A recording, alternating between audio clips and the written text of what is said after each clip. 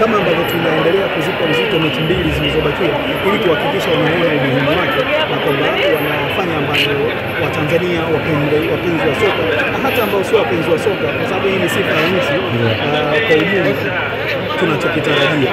Kwa hivyo yaliyokuwa yanasema siwezi kwenda kwenye neno moja, lakini ilikuwa ni kuhakikisha tunatiana morali, mimi siwezi kumfundisha Mpanzu jinsi ya kucheza uwanjani. Tunachoweza kufanya ni kumtia moyo tu, kwa maana wote tunakutegemea sana, tunaamini hautotuangusha na vitu vya namna hiyo. Alafu ile kazi nyingine ataifanya Fadlu.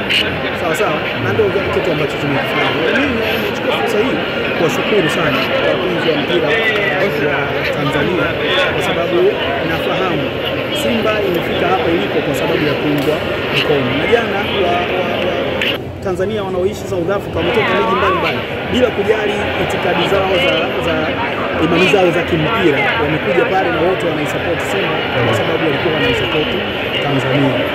Yes. Kuelekea finali